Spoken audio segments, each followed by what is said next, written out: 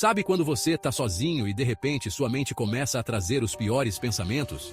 É o atormentador, um ser que se alimenta dos seus medos.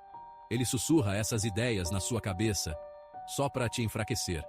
Quando você cede a esses pensamentos, é como se estivesse abrindo uma porta. E adivinha quem tá do outro lado? Então, da próxima vez que eles aparecerem, não ouça. Curta para afastar o atormentador e comente se você também tem esses pensamentos. Deixe o like e se inscreva.